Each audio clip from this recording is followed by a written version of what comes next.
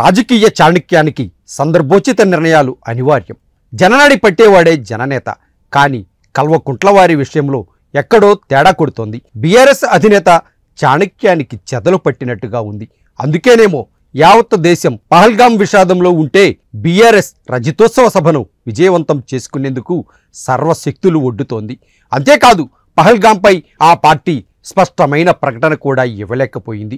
ప్రత్యర్థులు ఏమి చేసినా ఏది చెప్పినా దానికి కౌంటర్లు మాత్రం ఇవ్వడంలోనే తమ రాజనీతి చాణక్యం దాగుందని ప్రూవ్ చేసుకునేందుకు బీఆర్ఎస్ ఉవ్విళ్ళూరుతోంది. ప్రస్తుతం పహల్గాం దాడి గురించిన ఆలోచన చేసే పరిస్థితుల్లో ఆ పార్టీ లేదు. రాజకీయ పార్టీకి రాజకీయాలు ముఖ్యమే కావచ్చు. ఇందుకు సమయం సందర్భాలు అవసరం. ప్రస్తుతం యావత్ దేశం విషాదంలో కూరుకుపోయింది. భరతమాత గుండెపై ఉగ్రవాది కాలు మోపాడు. బుల్లెట్ల వర్షం కురిపించి మన సార్వభౌమత్వాన్ని ప్రశ్నించాడు. దీంతో దేశం యుద్ధ వాతావరణానికి చేరువైంది. కానీ బీఆర్ఎస్ మాజీ మంత్రులు, ఎమ్మెల్యేలకు ఈ దుర్ఘటన గురించిన ఆలోచనలు అనాలోచితమనిపించాయి. ఇప్పుడంతా ఆ పార్టీ నేతలు రజతోత్సవ సభను రంజింపచేయాలనే లక్ష్యంలోనే తలమునకలవుతున్నారు. ప్రస్తుతం దేశవ్యాప్తంగా ఏ ఒక్కరిని పలుకరించినా భారత్ పాక్ యుద్ధ సంభాషణలే. కానీ ఒక్క తెలంగాణలోని బీఆర్ఎస్ మాత్రం రజతోత్సవ సభను విజయవంతం చేసే నిశ్చయంతో ఉంది. దీన్ని బట్టి చూస్తే ఊరందరిది ఒకదారైతే ఇంకొకరిది వేరే దారి అన్నట్టు మారింది బీఆర్ఎస్ పరిస్థితి.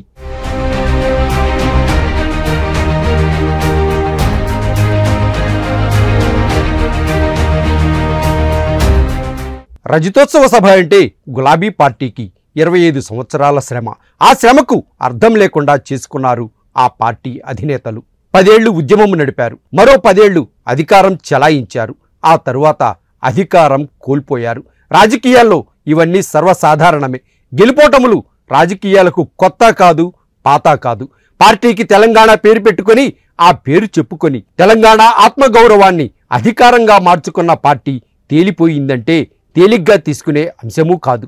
ఒక్క మాటలో చెప్పాలంటే చెట్టు పేరు చెప్పుకొని కాయలమ్మే సిద్ధాంతాన్ని బీఆర్ఎస్ అమలు చేసేసిందని తెలంగాణ సమాజం నమ్మింది. ఈ క్రమంలోనే ఇప్పుడు ఆ పార్టీ ఉనికిని ప్రశ్నించే వెసులుబాటు విపక్షాలకు, జనాలకు కల్పించడం నిజంగా స్వయంకృతాపరాధమే. పేరు మార్చుకొని పార్టీని మరింత విస్తరించాలన్న మరో దురాలోచన కూడా ఒక విపత్తే. అప్పట్లో పేరు మార్పు పట్ల జనాల్లో సైతం పెద్ద ఎత్తున వ్యతిరేకత వ్యక్తమైంది. అది తెలిసిన భవిష్యత్ రాజకీయంపై ప్రభావం పడుతుందని ముందే అర్థమైన అప్పటి టీఆర్ఎస్ అధినేత చంద్రశేఖరుడు వెనక్కు తగ్గలేదు. పార్టీకి ప్రాంతీయ భావన కంటే జాతీయ భావన ముఖ్యమన్నాడు. ప్రాంతీయ భావజాలంతో ఎదిగిన పార్టీకి బాయ్ బాయ్ చెప్పాడు. దీనికి జాతీయం ముసిగేసి ఇప్పుడు ఆ పార్టీని మూలన కూర్చోబెట్టాడు. అసలు తెలంగాణ పునాదుల మీద పుట్టిన పార్టీ తెలంగాణ రాష్ట్ర సమితి. ఇప్పుడు తెలంగాణ బరువై భారతీయాన్ని భుజానికెత్తుకొని భారత రాష్ట్ర సమితిగా నామకరణం చేసుకుని చేజేతుల చీటు తెచ్చుకున్నాడు ఈ ఉద్యమ నేత. అధికారం ఇచ్చిన అహంభావమో, పాలన పంచిన సంపదో కానీ ఏకంగా పార్టీ పేరునే మార్చేసుకుని చేతులు కాల్చుకున్నాడు కేసీఆర్. రాష్ట్ర విభజన కోసం తప్పించి తెగించిన ఆ నేతను ఇప్పుడు ప్రజలు వద్దన్నారు. అసలు పార్టీ అధ్యక్షునిగా కొనసాగుతుంది నాటి కేసీఆరేనా, నాటి తెలంగాణ చాణక్యుడేనా అన్న అనుమానాలు ఇప్పుడు కలుగుతున్నాయి. కాంగ్రెస్ పార్టీనో, తెలుగుదేశం పార్టీనో, బీజేపీనో తెలంగాణ ప్రజలు వద్దంటే రాజకీయాల్లో గెలుపోటములు సాధారణమని సమర్థించుకోవచ్చు. ఒక ఉద్యమ పార్టీ, తెలంగాణ ఆత్మ గౌరవం మీద వెలసిన పార్టీని ప్రజలు చీకొడితే దీన్ని ఎలా చూడాలి?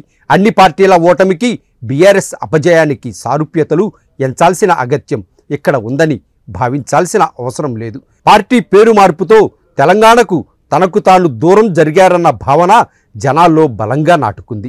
ఈ ఒక్క కారణంతోనే బీఆర్ఎస్ ఓటమి పాలైందని ఇక్కడ చెప్పడం లేదు.